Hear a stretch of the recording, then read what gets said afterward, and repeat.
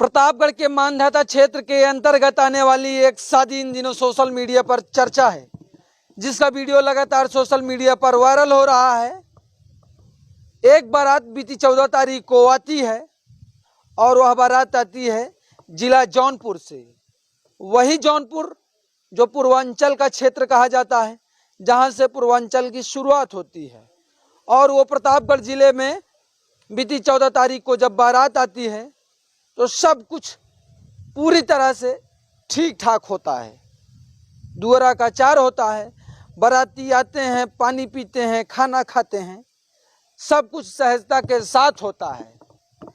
लेकिन फिर बीच में ऐसा क्या होता है कि जो बाराती आए थे उनको थाने तक जाना पड़ गया। आखिरकार एक ऐसा वाकया हुआ कि शर्मसार होना पड़ा यहाँ के बारातियों को, यहाँ के घरातियों को शर्मसार होना पड़ा, वहाँ के बारातियों को। पूरी कहानी आपको बताएंगे, लेकिन उसके पहले मेरा नाम है अतुल तिवारी और आप देख रहे हैं हल्ला बोल प्राइम। कहानी कुछ यूं है। मानधाता क्षेत्र के अंतर्गत एक गांव की हरकपुर में जहां एक बारात आती है, सब कुछ अच्छे से हो रहा था। बाराती पानी पी रहे थे, खाना खा रहे थे, झूम रहे थे, डीजे पर नाच रहे थे। फिर वक्त आता है जयमाल का, और जयमाल पर एक ऐसी घटना घटती है जिसे सुनकर सब हैरान है कि आखिरकार क्या ऐसा भी जयमाल पर हो जा रहा है।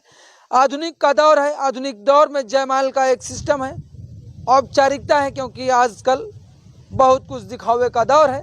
उस दिखावे के दौर में कैसे एक परिवार की इज्जत और आबरू से खेल जाता है। बारातियों का परिवार, दूल्हे के घर वालों का परिवार, सब कुछ अच्छा चल रहा था।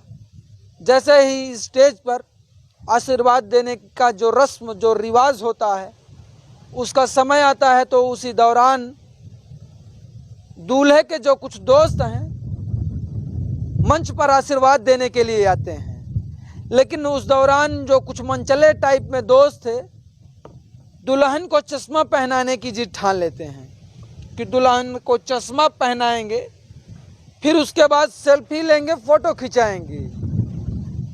ये बात नागुजार लगती है दुल्हन को कि आखिरकार कैसा है मेरा दूल्हा, कैसा है मेरा पति मेरे बगल बैठा हुआ है और उसके दोस्त जबरन मुझको चश्मा पहना रहे हैं।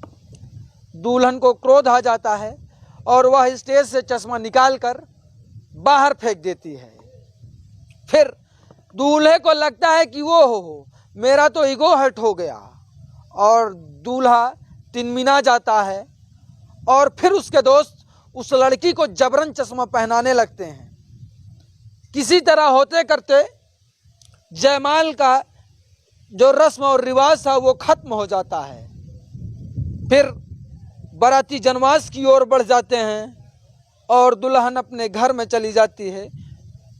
फिर जिस मंडप में शादी की रात में तैयारी होती है, जयमाल के बाद जो रस्म निभाई जाती है विवाह की, तब जनवास में दूल्हे को घर वाले बार बार बुलाते हैं कि आप आ जाइए, शादी का समय हो गया है।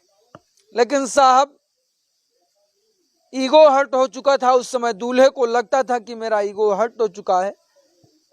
माँ जाती है, पिता जाते हैं लड़की के कि लोग क्या कहेंगे, समाज क्या कहेगा कि बारात आई और लौट गई, लड़की को क्या कहेंगे लोग, जग हंसाई होगी।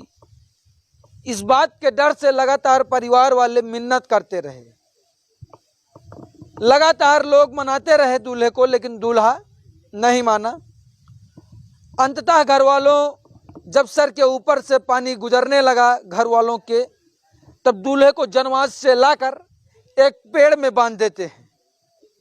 तब माहौल वहां का गर्म हो जाता है।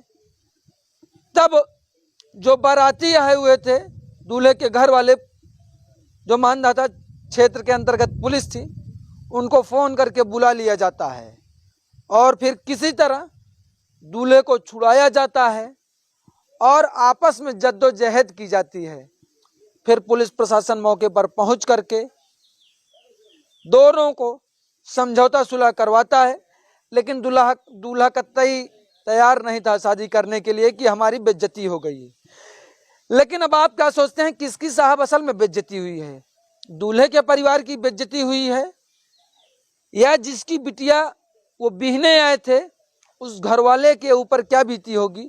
हालांकि सुलह समझौता थाने में हो गया, दोनों परिवार बात से राजी हो गए। जो भी कुछ पैसा दूल्हे के घर वालों को लड़कियों के परिवार वालों ने जो खर्चा किया था उन्हें वो भुगतान करना पड़ा। लेकिन अब आप क्या सोचते हैं कि आखिरकार इज्जत जाती तो किसकी जाती साहब? दूल्हे के घर वालों की या लड़की के घर वालों की? कमेंट सेक्शन में ज़रूर बताइएगा। चलिए, आप सभी हमारे साथ जुड़े, आप सभी का बहुत बहुत धन्यवाद। देखते रहिए अल्लाह बोल प्राइम। कैमरामैन धर्मेंद्र के साथ मैं तुल तिवारी। जय हिंद, जय भारत।